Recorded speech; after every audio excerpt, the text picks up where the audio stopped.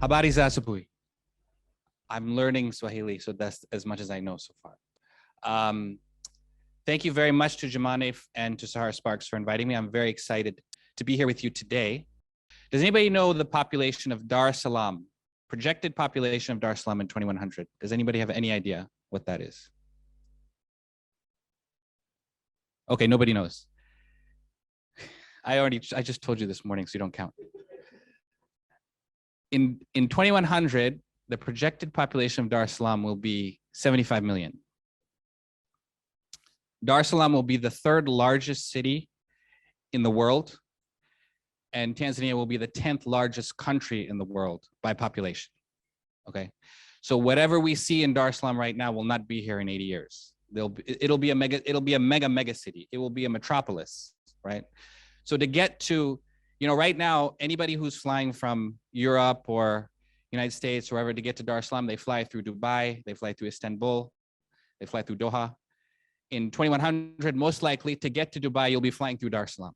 Dar es Salaam will be an economic, financial center of the world with 75 million people, okay? And that's in a lifetime that your grandchildren will most likely experience.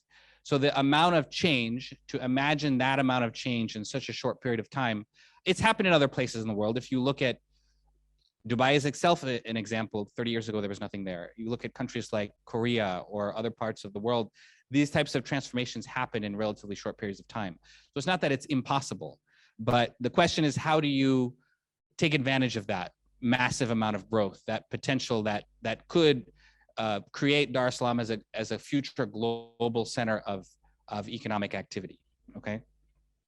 So what's exciting about Tanzania? I mean, I know this is about Africa in general, sub-Saharan Africa, but maybe we can focus a little bit on Tanzania today. What's exciting about Tanzania for me, as was mentioned before, young population, growing economy, but I work in the payment space. And so one of the things that's exciting to me about payments in Tanzania is it has a very interesting ecosystem developing around mobile payments. So let's go to mobile payments to start with. So I think mobile money, which was established by M-Pesa in Kenya so many years ago, 20 years ago, I think it might be one of the most impressive financial innovations of the last 20 or 30 years. And the reason I say that is because of the following, okay? In Africa, essentially payments were all made in cash. When you have cash payments, you have informal economic activity. In order to formalize economic activity, you must create, in the modern ecosystem, you must create digital payments. So mobile money innovated digital payments for use cases in Africa that aren't relevant in other parts of the world. So we don't have a lot of credit card transactions. We don't have a lot of ACH debit transactions, but we do have massive amounts of mobile money transactions. What we've done is created a parallel payment rail in Africa and other parts of the world as well that allows for transactions that are meaningful to people that are living in those areas, mass market transactions, okay? Now, for sure, mobile money was a tremendous innovation, but at the same time, we need to look at what are the next stages of evolution of mobile money? What are the next stages of evolution of payments? And how do we get to a situation where we can start to see the types of value-added services being built upon those platforms that prepare a country like Tanzania or a city like Dar es Salaam for that type of a future, okay? So the way I like to think about these situations is around two primary points of focus. One is transparency, and the other is efficiency. Okay, why are transparency and efficiency important for the formalization of economies? So if you look at informal economies, if you look at cash economies, value is typically generated by lack of transparency. So if you take a farmer in a remote village and he's trying to get his products to a market in the city, he might be able to call someone and get a price of that product that they could sell. It could be cassava, it could be something else. But maybe he doesn't have visibility on the transport of that product. And so there's a broker that says, I know how to get a truck to pick up your cassava to take it to the town. But that broker is essentially playing on the fact that the farmer doesn't know how to get the truck. There's intransparency, right? He knows how to get the truck. He knows how to call the driver, The farmer does not. That information is what he's generating value from. He's not generating value from anything other than the fact that he knows something that somebody else doesn't know. Okay, this is how informal economies work. If you're delivering products in a city, if you're doing whatever, if you have personal relationships with other people, it gives you an advantage. But formal economies only work when those advantages are removed, when information becomes transparent. And as a result, you create efficiency. So a great example of this is eBay. Okay, eBay, everybody knows eBay. eBay is the American company that allows people to place their products online. Could be your own used products, could be new products, and you're allowed to bid on those. Okay, it's essentially a perfect competition marketplace where people who are, they're rated well, they typically can charge higher. People who are rated less charge lower. And what it means is, if I buy something on eBay, okay, let's say I buy a used iPhone on eBay and I receive that iPhone and it doesn't look like the iPhone that I saw in the picture, I can send it back. There's a guarantee within eBay that allows me to either get my money refunded or send it back, okay?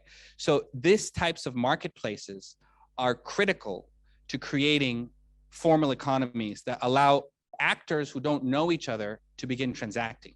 And that is where we're at in a place like Tanzania, where we do have digital payment systems that are allowing for money to be turned from fiat cash into digital, allows less friction, but at the same time, we need to build on top of those platforms in order to achieve the kind of formalization required to start to see the change we want to see. So this goes back to transparency, which is creating visibility for everyone in the economy to see what is going on, and then efficiency, which allows us to drive down the cost of those transactions, right? So going back to the example of the farmer who is sitting in a village outside of the city trying to transport products to the market is facing efficiency problems because of lack of transparency. He cannot see when the truck is coming, he cannot contact the truck himself. As a result, it creates inefficiencies, and then he ends up losing out on the value of that transaction. So the amount of money that he can make off of that cassava is less because there's no transparency and there's no efficiency in that transaction. Okay, so what I see as the foundation of these modern economic systems is really focused around the payments area. Okay, and I might be biased because I'm a payments person, but I really see that as the core. All right. And in order for, so let me segment payments and financial institutions into a couple of layers so we can understand where we need to have the interventions. So if you think about payments in general, movement of money, financial systems, I see it as 3 layers. There's a banking layer, which is kind of the foundation. There's a payments layer, which adds connectivity to that banking layer. And then there's a fintech layer, which then creates the services on top of the payment systems, okay? The banking layer is like hardware, okay? And banks typically focus on managing liquidity and lending capital, all right? The payments layer is creating connectivity across those banking and mobile money institutions and allowing people to connect and make payments. And that's kind of like the connectivity layer, right? So if you have a hardware layer, then you need to connect hardware, so you have the connectivity layer. And then the fintech layer is where I see the value-added services. So how do you solve actual problems for actual people who are facing difficulty with friction or transaction issues in the market? And that's the fintech layer. Now, it's not that a bank cannot be a payments company, cannot be a fintech company. A bank can do that. A payments company can be a bank, can be a fintech company. And a fintech company can now we see be a bank or a payments company. So any company can play in all those 3 layers. But the reason I divide them up that way is because the only way you're going to see innovation in a place like Tanzania is when the banking layer and the payments layer become open, okay? Unless there is an ability for a company, a startup, any entity to connect to those banking and payment layers in an open and transparent way, there is no way you can create innovation, because those are the banking and the payments layer are extremely expensive to set up. High capital expenditure. There's no way you can expect small startups to be able to build banking and payment layers by themselves. What you can expect them to do is go solve problems that people are facing, because they're the startups are very good at seeing what people are doing and trying to find a better way to do it. Okay, but they're not capable of building those layers. Once those layers are established, they must be opened. Okay, so I would argue, and I've argued this publicly, I would argue that USSD, access to USSD payments, is essentially a public utility.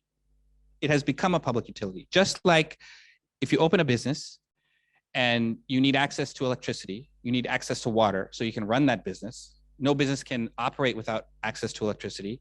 Many businesses cannot operate without access to water.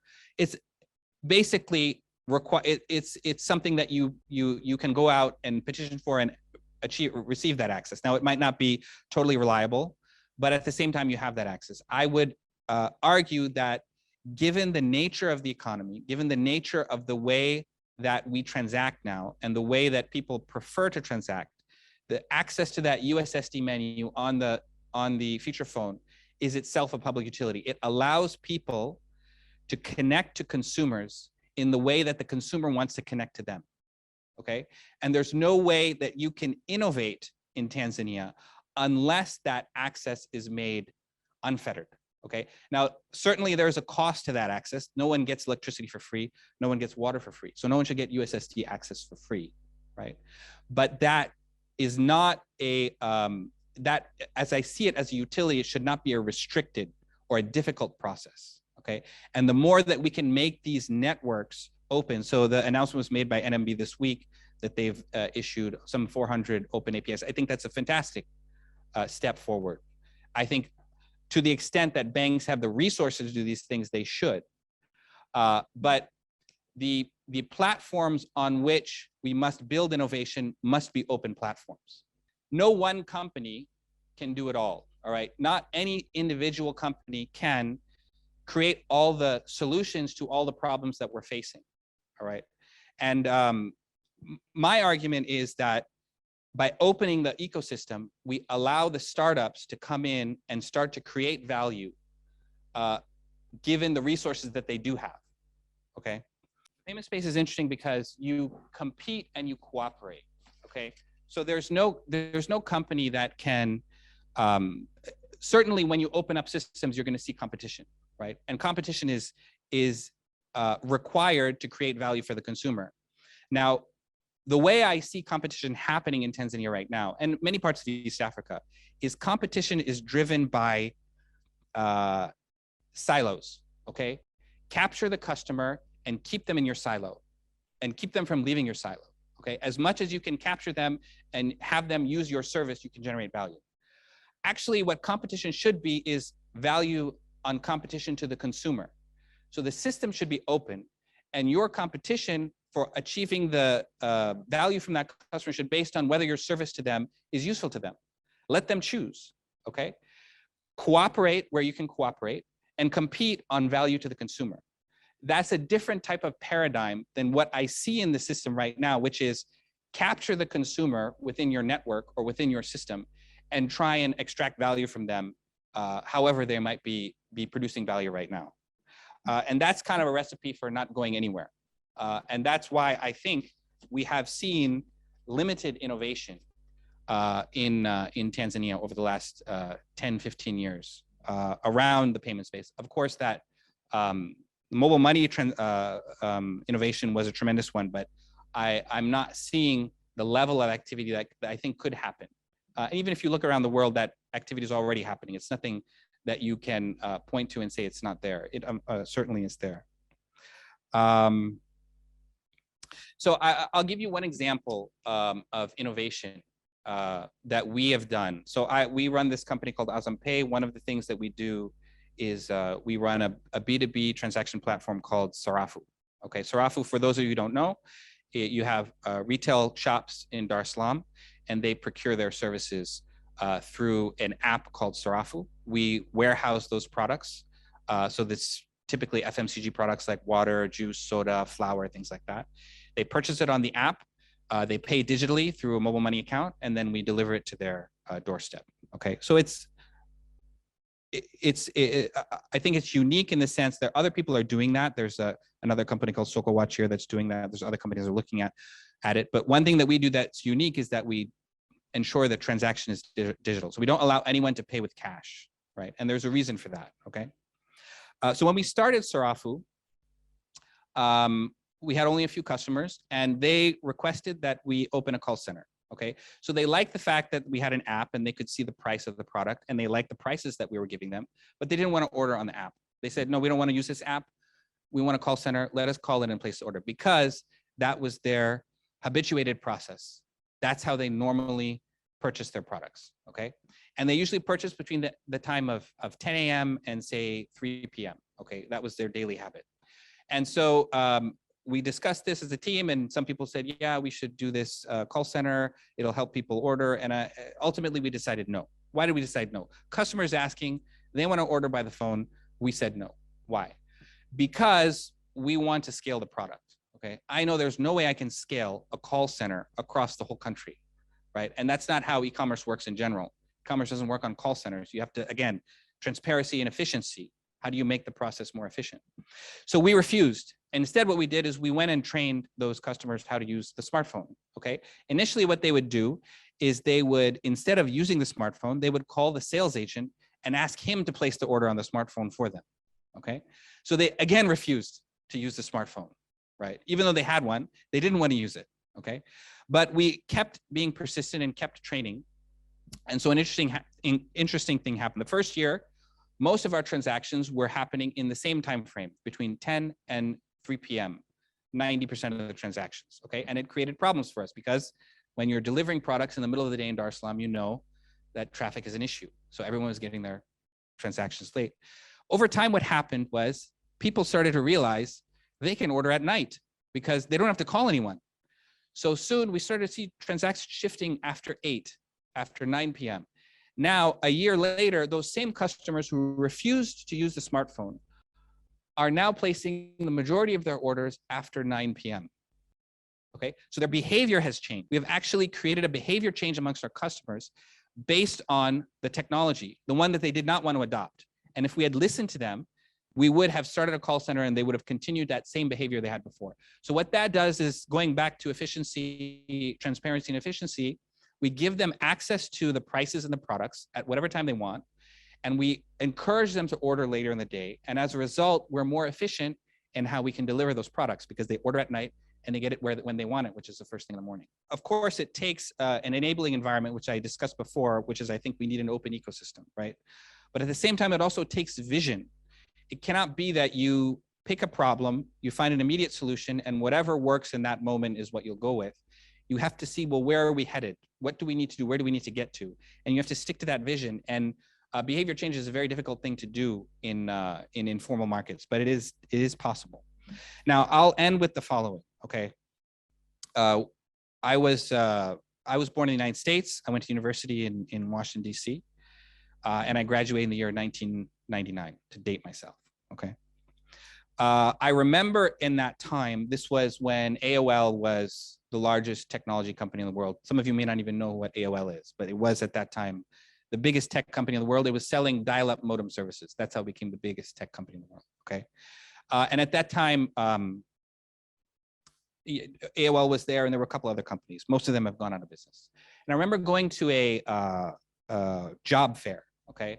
And they were giving presentations. And I remember one presentation was from a guy who stood up at the back, and he said, listen, if you're, 20 something years old, whatever you do right now, if you have any opportunity to start something, start it right now. This was in 1999. He said, I don't care what it is, think of something. And if you're in a position to start it, okay? And he was saying that because he understood what was happening, right? This was 1999. Google hadn't been formed. Facebook hadn't been formed. This was before the iPhone. This was before a lot of what essentially runs the world today had even happened. But 1999 was, in fact, that dot-com crash was the beginning of the internet technology age. And he knew that, okay? I think that time is right now in Africa, all right? Whatever you see happening in the last 2-3 years with these, unicorns and valuations, billion-dollar valuations, I think is simply the tip of an iceberg that's been submerged for many, many years. Okay, the payments layer is in fact not the most exciting layer of what we're going to be working on in Africa. There's so many opportunities to build on top of it. And that's where most of the value will be that we see for consumers. So we're really at the edge. So my encouragement to anyone who's watching this, who's in a position, I'm saying you, I in fact wasn't even in a position at that time. I didn't get to a position to do something until later. But keep it in your mind, because the opportunities are limitless, and I see the ecosystem starting to come together. And the real point I wanted to drive home today is, as much as we can promote an open ecosystem in these countries like Tanzania, East Africa, and Sub-Saharan Africa, that is the key, because that's when that will give the opportunity to that person who's 20 years old who wants to start something to actually start it. You have to lower the barriers to entry, right? Barriers to entry should not be the business model. The business model should be value to the consumer. Thank you so much.